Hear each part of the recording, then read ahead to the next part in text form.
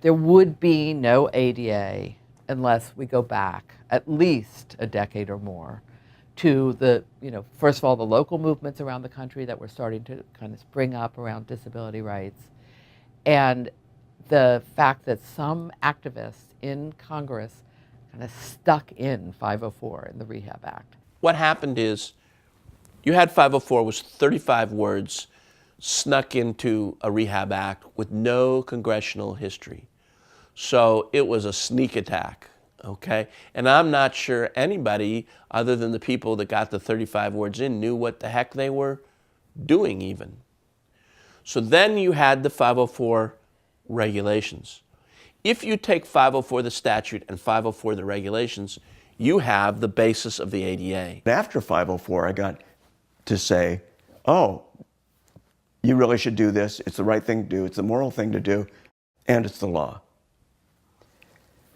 Unfortunately, nobody ever heard of 504. It was just not one of those things that entered anybody's consciousness except for those of us who were intimately involved with it, and maybe the affirmative action officer at the university or the people who were designing the buildings.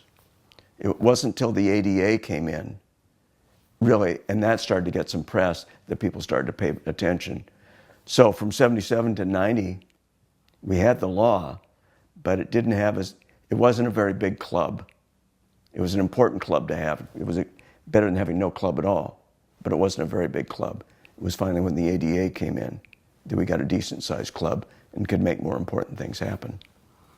You don't just go like pop it into Congress, in 1988 and say, we want the most comprehensive civil rights law that's ever been passed in the world on disability, unless you've spent that decade, really establishing the relationships, having people trust you and know that you can, deliver the goods, seeing that there's a community that they can rely on to back the members, to back them up if they're going to, go out on a limb for you. So there was all this groundswell that was created in the 80s through the energy of those demonstrations, through the energy of a new civil rights movement. And I think all of that was absolutely a prerequisite to even thinking about an ADA. I think we went through a lot to get where we are, but there's always room for improvement. We have a law, that's all, but it's a base to start building on. It's something to remind people of, that there's some basis in law for this. I can't imagine not having it. I just can't imagine it.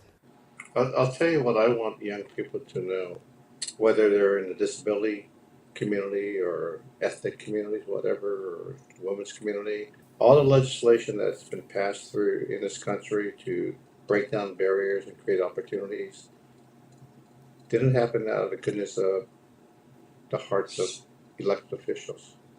They happened because of the advocacy of people organizing. And what people need to be aware of is legislation could be changed at any time.